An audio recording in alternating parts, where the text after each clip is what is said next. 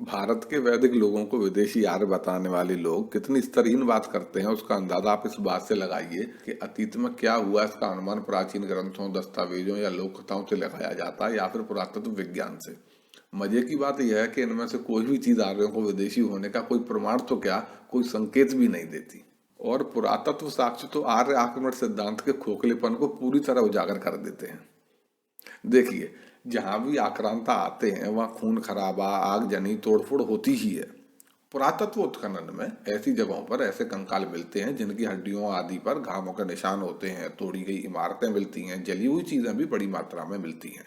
इस प्रकार की चीजें मिलने से साबित हो जाता है कि अतीत में वहां कोई युद्ध या कोई हमला हुआ था। हालांकि इतने से भी यह साबित नहीं होता कि वह हमला किसी विदेशी ने ही किया था और हमले के बाद वे विदेशी वहां काबिज हो गए थे। ये तब माना जाता है जब उस इलाके की संस्कृति में अचानक कोई बड़ा बदलाव पुरातत्व साक्ष्यों में दिख रहा हो। गजब की बात यह है कि जिस समय में आर्य आक्रमण की बात कही जाती है उस समय में तो क्या, उसके आसपास की कई सदियों में भी ना तो ऐसे कोई चिन्ह मिले जो किसी हमले का संकेत देते हो, ना ही ऐसे कोई चिन्ह मिले जो कि किसी बड़े सांस्कृतिक बदलाव का कोई साक्ष्य पुरातत्वविदों के सामने प्रस्तुत करते हो। यानी पुरातत्व साक्ष्य न केवल आर्य आक्रमण को झूठा साबित करते हैं बल्कि आर्य प्रवास की बात को भी खारिज करते हैं, क्योंकि बड़े स्तर पर हुए प्रवास में भी सांस्कृतिक बदलाव अवश्य दिखाई देते हैं। और ऐसा कोई भी साक्ष्य हमें पुरातत्व के प्रमाणों में नहीं मिला आज तक। पुरातत्व साक्ष्य न केवल आर्यों को विदेशी बताए जाने के दावे का खंडन कर रहे हैं बल्कि वह यह भी दर्शा रहे हैं कि भारत ही प्रोटो इंडो यूरोपियन होमलैंड हो सकता है। देखिए, आर्यों को विदेशी बताने वाले भाषाविद कहते हैं कि प्रोटो इंडो यूरोपियन लोग लगभग 3000 ईसा पूर्व तक अपने मूल स्थान में ही रहा करते थे, फिर वे अन्य इलाकों में जाकर बसने लगे इसके बाद। इसी क्रम में 1500 ईसा पूर्व में इनका एक समूह भारत में आ बसा। यही वे प्राचीन आर्य थे जिन्होंने भारत में आकर ऋग्वेद की रचना की। लेकिन पुरातत्वविदों का स्पष्ट मत है कि 4000 ईसा पूर्व से लेकर 1000 ईसा पूर्व के बीच वैदिक इलाके की एथनिकल कंपोजिशन में कोई भी बड़ा बदलाव नहीं हुआ। यानी इस दौर में ऐसी किसी बाहरी नस्ल का आगमन नहीं हुआ जो यहाँ की सभ्यता और संस्कृति में बदलाव ला सके। यानी कि पुरातत्व साक्ष्यों के अनुसार भाषाविदों का यह दावा गलत साबित होता है कि 1500 ईसा पूर्व में कोई विदेशी आर्य भारत में आए थे। एक और बात समझिए, ऋग्वेद वैदिक संस्कृत में है जो कि इंडो यूरोपियन भाषा है। भाषाविद ऋग्वेद की रचना का स्थान वैदिक इलाका बताते हैं और इसका रचना काल लगभग 1500 ईसा पूर्व का मानते हैं। इधर पुरातत्व साक्ष्य यह कह रहे हैं कि जो लोग 1500 ईसा पूर्व में वैदिक इलाके में थे वे कम से कम 4000 ईसा पूर्व से वहीं मौजूद थे। यानी 3000 ईसा पूर्व से भी 1000 साल पहले से वैदिक संस्कृत भाषी लोगों के पूर्वज प्राचीन भारत में मौजूद थे। अब भाषाविद कहते हैं कि लगभग 3000 ईसा पूर्व तक तो प्रोटो इंडो यूरोपियन लोग अपने मूल स्थान से बाहर निकले ही नहीं थे। फिर ऐसा कैसे संभव है कि भारत में 4000 ईसा पूर्व के पहले भी इंडो यूरोपियन लोग मौजूद थे? यह तभी संभव हो सकता है जब भारत ही वह मूल स्थान रहा हो, क्योंकि 3000 ईसा पूर्व के बाद वो लोग बाहर गए, लेकिन 3000 ईसा पूर्व से पहले वे अपनी होमलैंड में तो जरूर पाए जाएंगे। एक और तरीके से समझिए, भाषाविद कहते हैं कि लगभग 3000 ईसा पूर्व से 1500 ईसा पूर्व के बीच प्रोटो इंडो यूरोपियन लोग बड़े पैमाने पर अपने मूल स्थान से निकलकर अलग अलग इलाकों में बसने लगे, जबकि पुरातत्व साक्ष्यों से यह स्पष्ट है कि इस कालखंड में ऐसा कोई भी विदेशी समूह भारत में नहीं आया था। तो फिर यहाँ पर वैदिक संस्कृत बोलने वाले ऋग्वेद के रचनाकार कब आ गए? इसका बस एक ही कारण हो सकता है, वह यह कि वैदिक संस्कृत कहीं से आई नहीं बल्कि वो हमेशा से इसी इलाके की भाषा थी। ध्यान दीजिए, भाषाविद मानते हैं कि 3000 ईसा पूर्व के आसपास प्रोटो इंडो यूरोपियन लोग अपनी होमलैंड से बाहर जाने लगे थे। वह यह नहीं मानते कि बाहर के लोग उनकी होमलैंड में आने लगे थे। यानी उस समय होमलैंड में कोई विदेशी समूह आकर नहीं बस रहे थे। और बिल्कुल यही भारत में भी हो रहा था।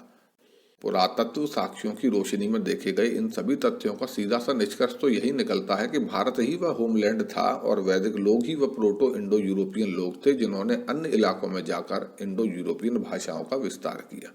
देखिए, मात्र भाषाई आधार पर गढ़े गए आर्य आक्रमण सिद्धांत अथवा आर्य प्रवास सिद्धांत को पुरातत्व खोजें सीधी चुनौती देती है।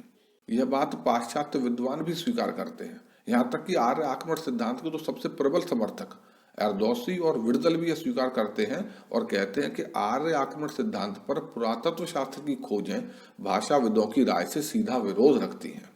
तो हमने देखा कि पुरातत्व साक्ष्य तो स्पष्ट रूप से आर्य आक्रमण की बात का खंडन करते हैं, लेकिन आर्यों को विदेशी बताने वाले अनेकों विद्वान इस बात को मानते हुए भी अपनी तुकबंदी को सही साबित करने के लिए इस कदर उतावले रहे हैं कि दक्षिण रशिया से लेकर एनाटोलिया और मध्य एशिया में पुरातत्व द्वारा खोजे गए कई स्थानों को यह प्रोटो इंडो यूरोपियन या फिर इंडो ईरानियन इलाका घोषित करते रहते हैं। ये घोषित करते रहते हैं, लेकिन अभी तक ऐसा कोई इलाका मिला नहीं है, क्योंकि पुरातत्व मटेरियल कल्चर के ज्ञान पर आधारित है।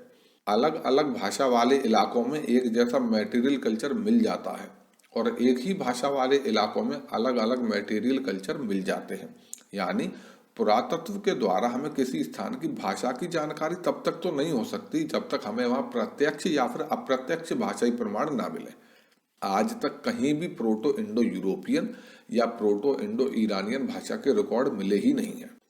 लेकिन आर्यों को विदेशी बताने वाले विद्वान इतने ज्ञानी हैं कि बिना किसी भाषाई रिकॉर्ड के ही यह उस सभ्यता के लोगों की भाषा बता देते हैं। असल में यह लोग अपने अनुमानित कालखंड के आधार पर ऐसे दावे कर देते हैं, जैसे इनका अनुमान है कि 2000 ईसा पूर्व में इंडो ईरानियन लोग मध्य एशिया में मौजूद थे। अब मध्य एशिया में पुरातत्वविदों को जब भी कोई सभ्यता इस कालखंड की मिले तो ये उसे ऑटोमेटिकली इंडो ईरानियन सभ्यता घोषित कर देते हैं। इनके जो दावे हैं बस इनके अनुमान पर आधारित होते हैं, मटेरियल में इनका कोई पुख्ता आधार नहीं होता। मटेरियल की फील्ड में बस ये भ्रम उत्पन्न करते हैं। देखिए, जाने माने पुरातत्वविद फ्रैंकफर्ट और लैम्बोर्कालोस्की इनकी इस बात पर कहते हैं कि किसी सभ्यता को इंडो यूरोपियन साबित करने के लिए ये जिन चीजों को आधार बताते हैं वो इतनी सामान्य है कि अन्य सभ्यताओं में भी आसानी से मिल जाती हैं। इनके आधार पर तो आप उस इलाके को अरब, तुर्क व ईरानी जैसे एकदम भिन्न लोगों का स्थान भी बता सकते हैं, और ब्रॉन्ज एज के चाइनीज को भी आप इंडो यूरोपियन घोषित कर सकते हैं अगर इनके अनुमानों को सही मान लें तो। यानी बिना किसी आधार के ये लोग अनेकों स्थानों को प्रोटो इंडो यूरोपियन व इंडो ईरानियन इलाका घोषित कर चुके हैं, और बिना किसी आधार के ही ये लोग भारत की सिंधु घाटी सभ्यता को नॉन इंडो आर्यन सभ्यता भी घोषित कर चुके हैं। ये इनकी कलाकारी है, क्या कहा जा सकता है। वीडियो पसंद आने पर कृपया लाइक करें, शेयर करें और चैनल को सब्सक्राइब करके बेल आइकन ज़रूर दबा दें ताकि हमारे आने वाली वीडियोस की जानकारी सबसे पहले आप तक पहुंचे। धन्यवाद।